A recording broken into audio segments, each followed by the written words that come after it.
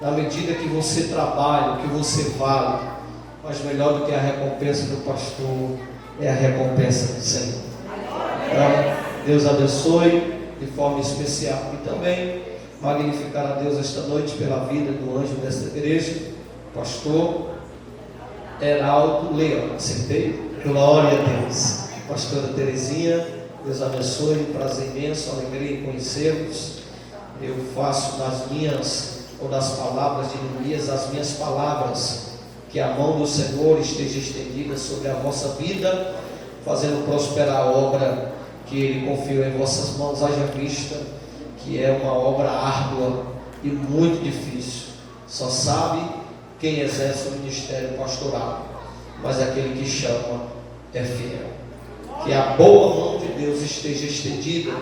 Essas foram as palavras de Neemias quando foi reconstruir os muros de Jerusalém.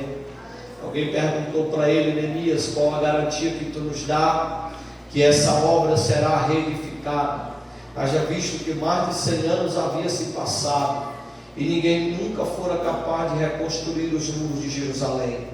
Neemias olhou para os seus servos e disse: a garantia que eu vos dou é que a mão do Senhor está sobre mim. Não tem garantia melhor do que essa. Diga para esse crente bonito, cheiroso que está do seu lado, diga a ele: a mão do Senhor está sobre a sua vida, sobre a sua casa. Quem acredita que a mão do Senhor está estendida esta noite para nos abençoar? A mão do Senhor está estendida esta noite para abençoar a sua vida. Deus abençoe. Também estender a minha gratidão e o carinho, irmão Francinete. Glória a Deus, seu digníssimo esposo. Glória a Deus pelo convite que nos foi facultado. Eles foram o canal, a ponte que Deus usou para que nós pudéssemos estarmos aqui esta noite. Deus abençoe. Forte abraço. Tenho a alegria de poder desfrutar e gozar da amizade desse amado casal, homem e mulher de Deus que serve ao Senhor com alegria. Amados, vamos ao que nos interessa essa noite, a palavra do Senhor. Livro do profeta Amós, capítulo de número 4, verso de número 1 em diante. Ouvi esta palavra, vacas de Bazã, que estai no monte de Samaria. Oprimis os pobres, esmagai os necessitados, e dizei ao vosso marido: dá cá e bebamos. Jurou o Senhor Deus pela sua santidade, que dias estão para vir sobre vós, em que vos levarão com anzóis, e as vossos restantes com fisga de pesca. Saireis cada um em frente de si pelas brechas, e vos lançareis pelo Hermon, diz o Senhor. Verso 4: vinde a Betel e transgredi, a Gilgal e multiplicai as transgressões, e cada manhã trazei os vossos sacrifícios, e de 3 em 3 dias os vossos dízimos, e ofereceis sacrifício de louvores do que elevado, e apregoais sacrifícios voluntários e publicai-vos, porque disso gostais, ó filhos de Israel, diz o Senhor. Por isso também vos dei a limpeza de dentes em todas as vossas cidades, e falta de pão em todos os vossos lugares. Contudo, não vos convertestes a mim, diz o Senhor.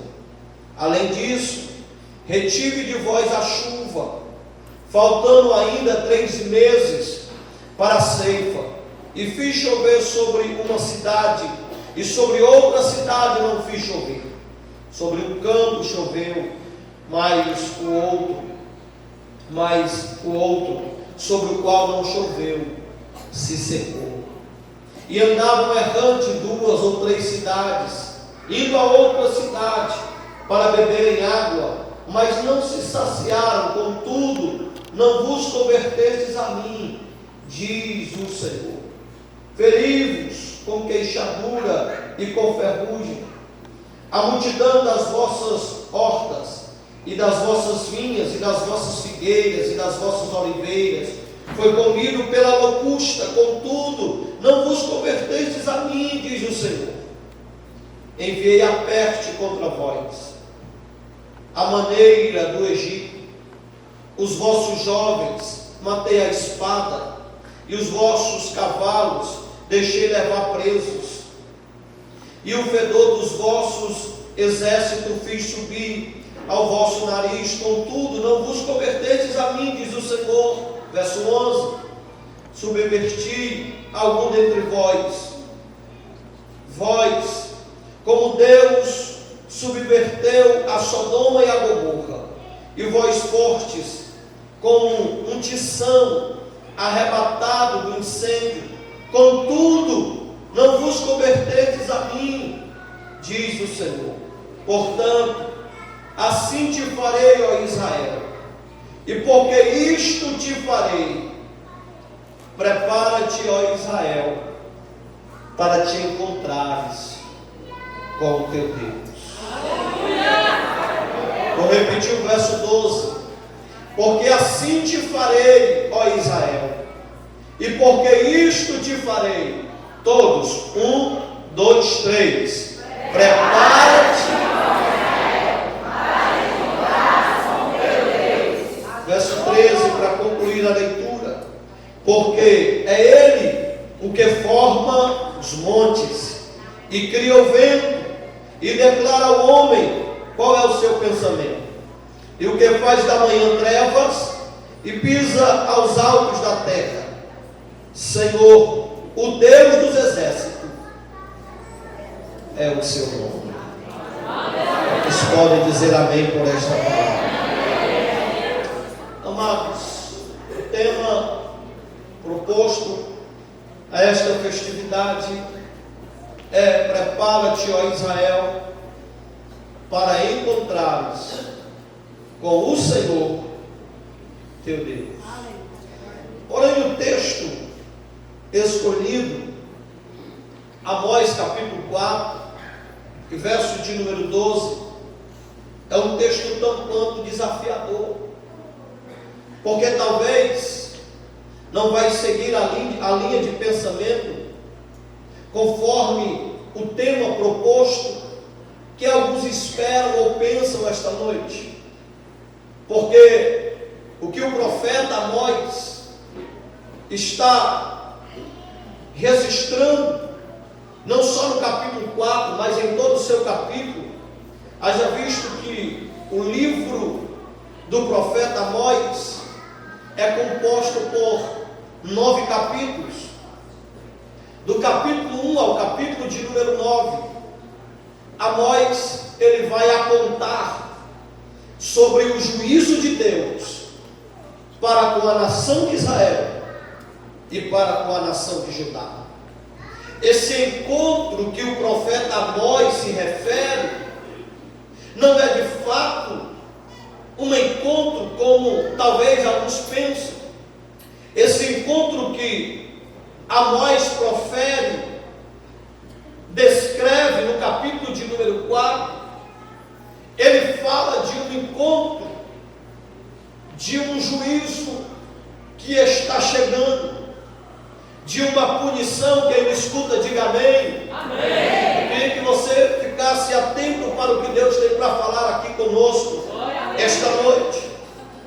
Esse tempo que o profeta Amós está se referindo aqui, quando ele diz assim: prepara-te, ó Israel, para encontrares com o Senhor, o teu Deus. Ele está falando de um tempo de juízo, porque de fato Israel recebe de Deus, meu amigo reverendo Pablo,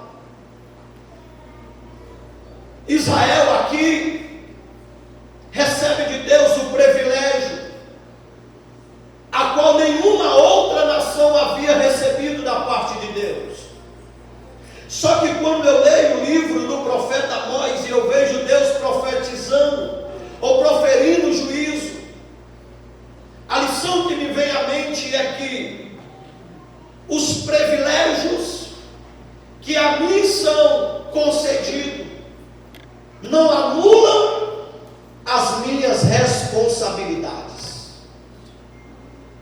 repetir: os privilégios que a você é concedido, de forma alguma podem anular a sua responsabilidade. Ou você não lembra o que diz as Escrituras? A quem mais é dado, mais é cobrado. Então as responsabilidades ou os privilégios que a nação de Israel recebe de Deus não anulam os privilégios que Israel recebe da parte de Deus. Vou repetir isso para que você entenda. Não anulam as responsabilidades, os compromissos que Israel precisa ter diante de Deus. Pois quem mais é dado, mais é cobrado. Pastor, e qual foi o privilégio que Israel teve da parte de Deus? Dentre todas as nações da face da terra, Deus resolveu, não por mérito de Israel, mas completamente pela dádiva da graça e da misericórdia, Deus olhou para Israel e resolveu escolher Israel para ser dele uma nação santa e uma nação eleita. Da mesma forma que ele escolheu Israel para ser uma nação santa, uma nação eleita, um povo adquirido, um sacerdócio real, Israel está gozando desse privilégio. Lembramos do que disse o evangelista João no capítulo 15: não foi vós que escolhestes a mim, mas eu que escolhi a vós. Quantos aqui foram escolhidos pelo Senhor? Só quem foi escolhido aqui, deixa eu ver. Não foi vocês que escolheram a mim, mas eu, o Senhor, escolhi a vós. Privilégio. Você teve o privilégio de ser escolhido pelo Senhor. Ei, você foi eleito apenas com o voto. O voto de Cristo. Você foi eleito com apenas o voto. Que voto é esse? O voto de Cristo. Simplesmente Ele olhou para você e resolveu eleger você. Você foi eleito. E sobre você agora repousa uma promessa, que é a maior promessa que se diz respeita a nós como igreja, é a promessa do arrebatamento. Isso é privilégio. Mas o texto do Evangelho de João diz assim: não foi vós que escolhestes a mim, mas eu escolhi a vós. Privilégio. Mas não termina em vírgula. E nomeeis. Responsabilidade. Para que vades e deis. E deis o quê? Deu o quê? Tá fraco, deu o quê? Dê fruto, é isso mesmo. Diga mais alto: 1, 2, 3, dê fruto. Porque o propósito de Deus nos escolher foi com esta finalidade, para que nós podemos frutificar, produzir alguma coisa para o reino. Isso fala de responsabilidade, isso fala de compromisso, para que vardes e deis frutos, para por aí não. E o vosso fruto permaneça. E o vosso fruto faça o quê? A fim de agradar aquele que vos alistou. O vosso fruto tem que permanecer. Pastor, eu não entendi. Tem crente que frutifica hoje e não frutifica amanhã. O que isso quer dizer? Isso implica dizer que você é um crente inconstante. E nunca se viu uma geração segura. Pastor, tá bom, pois vai arrochar agora. Nunca se viu uma geração de crente tão inconstante como essa geração. Prova do que eu estou falando aqui é o que nós vimos há poucos instantes em uma peça ilustrada aqui. É alguém que uma hora está de joelho dizendo: eu vou servir a Deus, mas que de repente uma proposta chega e ele já abre mão do propósito, abre mão da chamada, abre mão da vocação, abre mão do céu para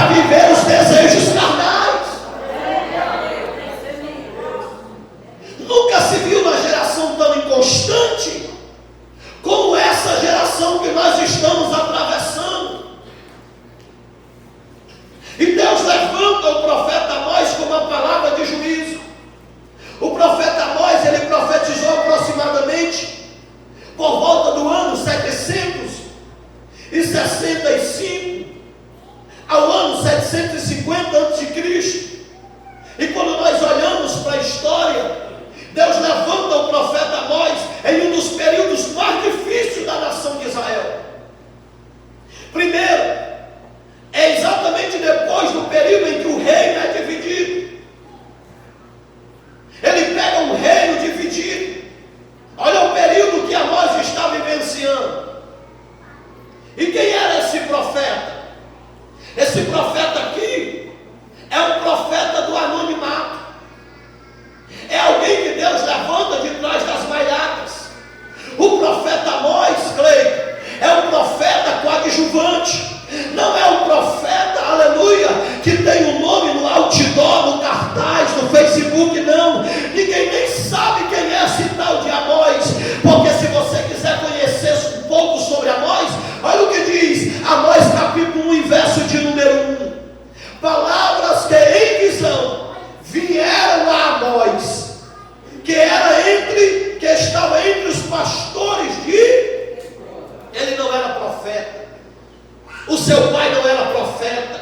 Ele não vinha de uma família de profetas. Ele vinha de uma família, aleluia, de pastorador de ovelhas, de gado. Ele era pastor, aleluia, diz o texto, pastores de Tecoa. Deus mostrou a ele a respeito de Israel nos dias do profeta Uzias, rei de Judá, e nos dias de Jeroboão, filho de Joás, rei de Israel, 2 anos antes do terremoto.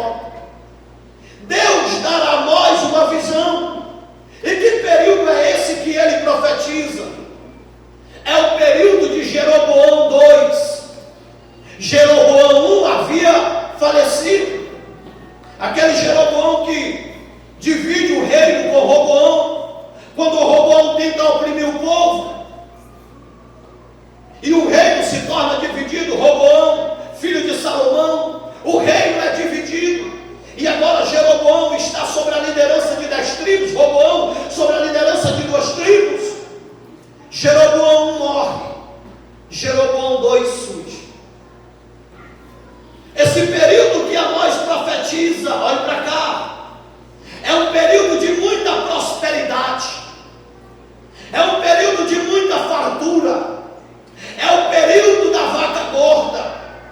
Diz o texto em Amós, capítulo de número 2, que o povo habitava em suas casas luxuosas. Sabe como é que o povo habitava? No tempo do inverno, eles tinham a casa para passar o inverno. Na época do verão, eles tinham a casa para passar o verão. Então era um tempo de prosperidade. Falando de prosperidade, é isso que o povo quer ouvir. É a mensagem que dá ibope. É a mensagem que arrasta a multidão. E parece que está tudo muito bem.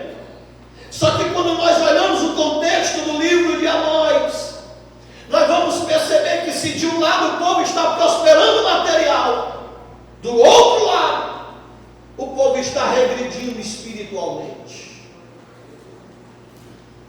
Tem alguém prosperando materialmente, mas tem alguém regredindo espiritualmente. Quem tem ouvidos ouça o que o Espírito diz à igreja esta noite. Pastor, qual é o problema de prosperar financeiramente, material? Nenhum. Essa é a vontade de Deus, que o seu povo viva bem. Se ouvires a minha voz, se atentares para a minha voz e obedeceres, o que é que diz a Bíblia? Comerás o melhor dessa terra. O desejo de Deus para a sua igreja, para o seu povo, é que ela viva bem, é que ela coma o melhor dessa terra. Mas essa não é a nossa prioridade. Nós temos uma prioridade. Que prioridade é essa? É Cristo na nossa vida.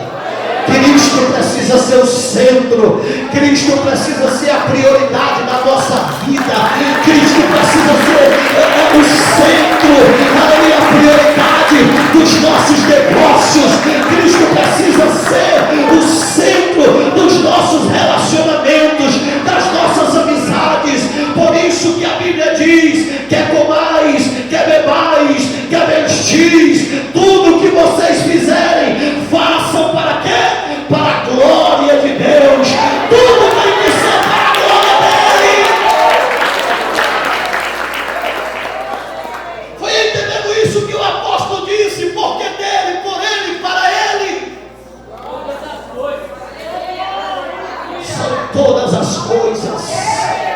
O teu casamento é para a glória de Deus. Os teus filhos é para a glória de Deus. A tua empresa é para glorificar a Deus. Essa igreja é para a glória de Deus, não é para a glória do homem. Se tu canta é para a glória de Deus. Se tu prega é para a glória de Deus. Se tu rege é para a glória de Deus. Se nós pastoreamos é para a glória de Deus.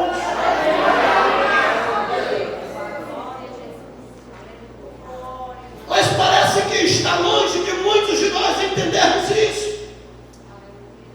E de fato o que o povo está vivenciando é isso. É uma prosperidade. Roboão foi um grande líder, um grande administrador. E de fato ele ganhou o coração do povo. Era um líder. Ao ponto de os próprios sacerdotes, Amazias, conforme registra Amós capítulo 7, ele chega para o profeta Amós e diz assim: aqui você não profetiza mais. Sabe por que Amós não profetiza? Porque Amós estava apontando o pecado do povo. Amós estava apontando o pecado do rei. Porque profeta que é profeta, ele não prega o que o povo quer ouvir, ele prega o que Deus manda pregar, ele entrega o que Deus manda entregar. Hoje é cheio de profeta inconveniente, aleluia. Ele não prega para me importa, ele prega para ser fiel à mensagem que Deus colocou no seu coração. Amazias chega para nós quando ele denuncia o pecado. Interessante a forma em que Amós começa a sua mensagem. Amós começa apontando a mensagem das nações vizinhas. E quando Amós aponta o pecado dos amonitas, dos filisteus, Israel está vibrando. Porque geralmente é assim. Tem gente que vibra porque ele sempre está olhando para a vida alheia, para a vida do outro. Ele só enxerga o pecado na vida do outro. Quem tem ouvidos, ouça o que o Espírito diz à igreja.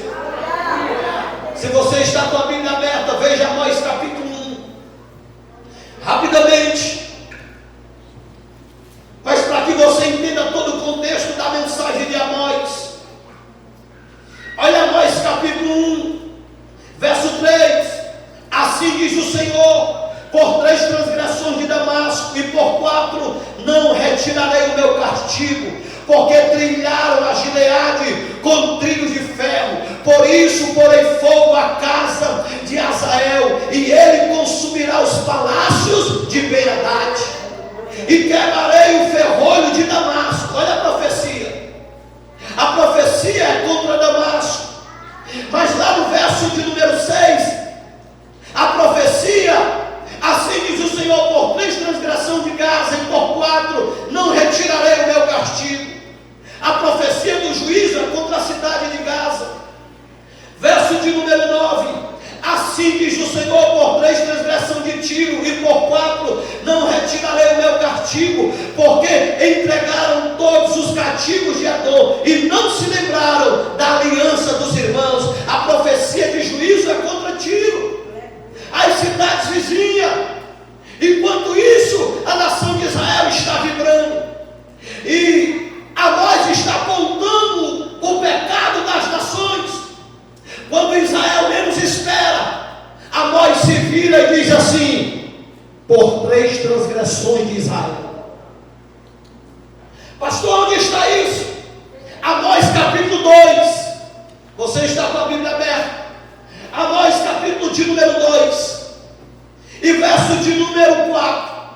Assim diz o Senhor: por 3 transgressões de Judá e por 4 não retirarei o castigo, porque rejeitaram a lei do Senhor. Rejeitaram o quê? Rejeitaram o quê?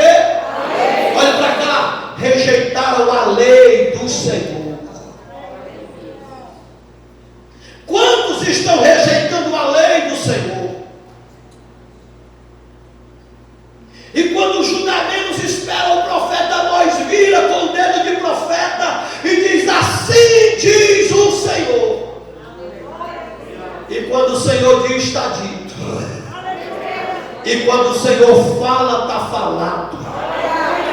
Assim diz o Senhor: por 3 transgressões de Judá e por 4 não retirarei o castigo, porque rejeitaram a lei do Senhor e não guardaram seus estatutos, antes se deixaram enganar por suas próprias mentiras, após os quais andaram seus pais. Por isso porém fogo a Judá, e ele consumirá os palácios de Jerusalém.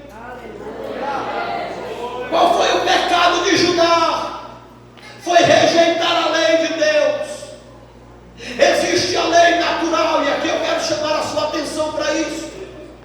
Quando eu falo da lei de Deus, eu falo de 2 tipos de lei. Primeira lei, diga comigo, lei natural.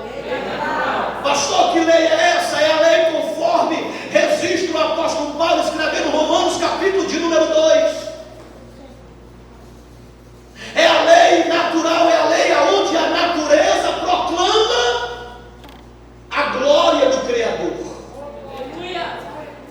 A natureza proclama a glória do Criador.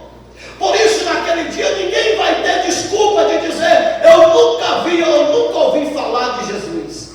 Ninguém vai usar essa desculpa, porque a natureza proclama da glória de Deus. O céu fala da grandeza de Deus, lei natural. A lua prega sobre Deus, as estrelas pregam sobre Deus, aleluia. Os mares pregam sobre Deus, as estrelas, as plantas, aleluia, o vento, eles são testemunha altiva de Deus na terra. Ou você nunca ouviu o testemunho de alguém que um dia aceitou a Jesus sem precisar que ninguém pregasse para ele? Já ouviu, Paulo?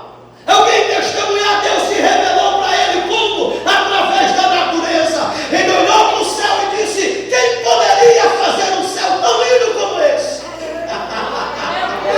Ali Deus se revela e ele entende que é obra de um Deus, aleluia, que a letra do papel não pode descrever. É só a obra de um Deus, aleluia, com P maiúsculo, não com P maiúsculo, e ele se rende diante do Criador, porque a natureza prega sobre a obra do Criador. A segunda lei, eu falei da lei natural, conforme também diz o salmista, mas há uma lei moral. Que lei moral é essa? É a lei revelada. É essa lei que você tem. Pastor, qual é a lei revelada? Aqui. A palavra foi revelada a mim e a você.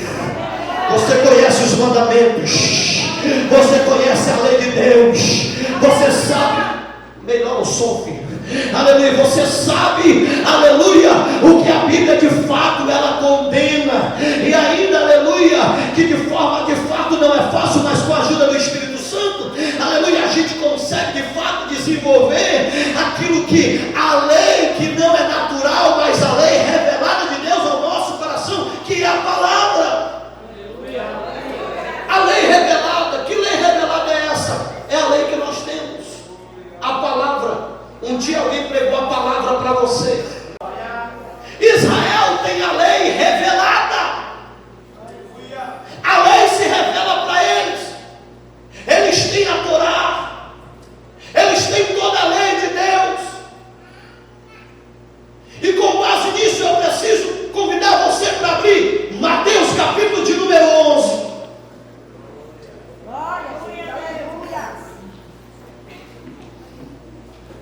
E aqui eu confirmo o que eu disse alguns instantes atrás. O privilégio não anula a responsabilidade.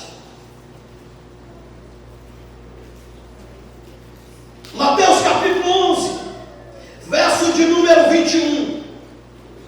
Olha o que diz o texto. Ai de ti, Corazim. Ai de ti, Betsaida. Porque se em Tiro e em Sidom se tivesse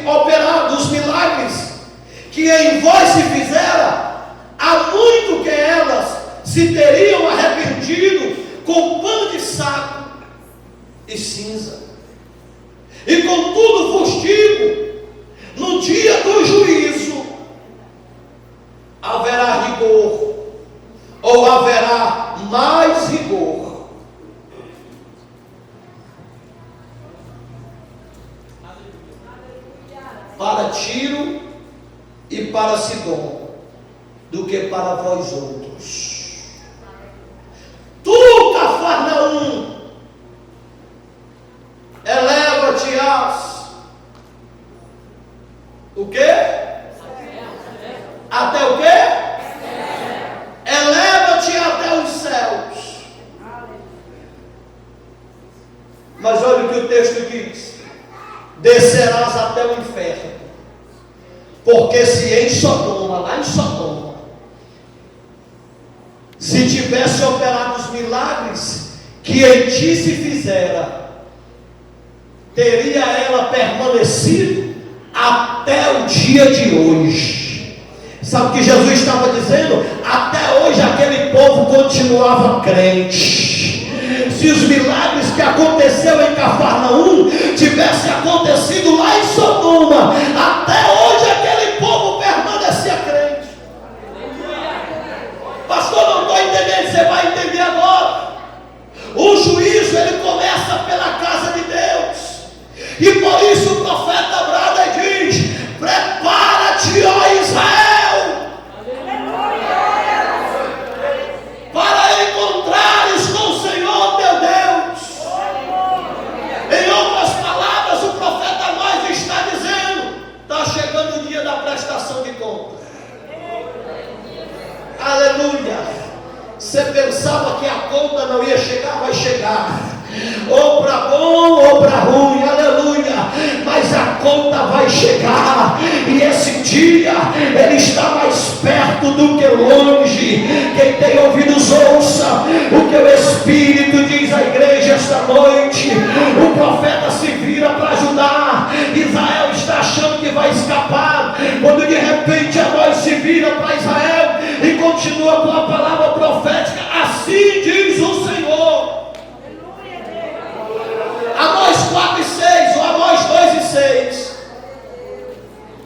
Por 3 transgressões de Israel e por 4, não retirarei o castigo, porque vendem o justo, eita, por dinheiro, e o necessitado por um par de sapato, suspirando pelo pó da terra sobre a cabeça dos pobres.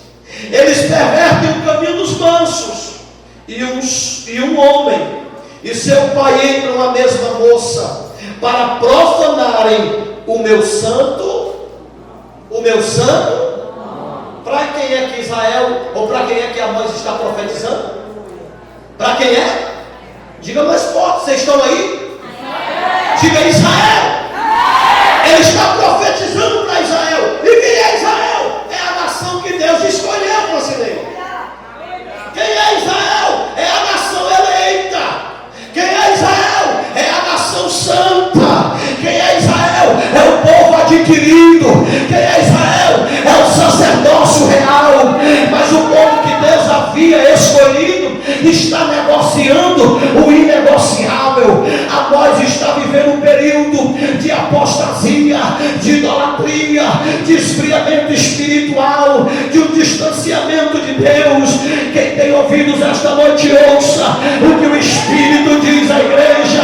Estou caminhando para o final, mas eu não posso sair daqui sem antes falar o que Deus propõe no meu coração. Parece que Amós está profetizando para essa geração dos dias atuais. Nunca se viu uma geração tão fria, tão distante, uma geração que está se apostatando da fé, uma geração que está negando a fé, uma geração que está negando a Cristo. Que geração é essa? É a geração que sobre ela repousa uma promessa, a promessa do arrebatamento. Nunca se viu uma geração tão distante de Deus, uma geração que até prospera materialmente, financeiramente, mas uma geração que está atrofiando espiritualmente. Sabe qual é a minha preocupação? O que será da igreja de amanhã se essa geração não se despertar, se Israel não se despertar para viver a sua chamada? Provavelmente acontecerá com a geração do Brasil, a igreja brasileira. Meu pastor, o que aconteceu com a igreja nos Estados Unidos, o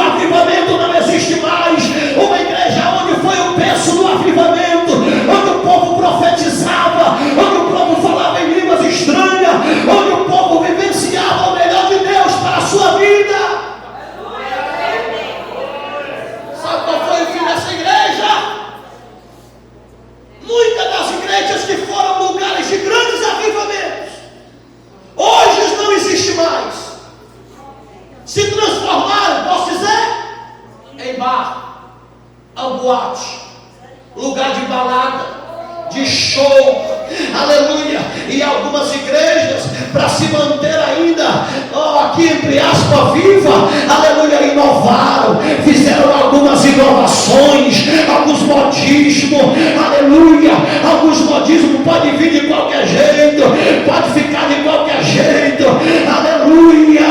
Só que aqui, meu filho, a Bíblia está dizendo que prepara-te, ó Israel, porque a Bíblia me ensina que a nação de Israel é para viver a santidade, é para desfrutar da santidade. Sede santos, porque eu, Senhor, sou santo. Sede santo, porque sem santidade ninguém verá o Senhor. Aleluia!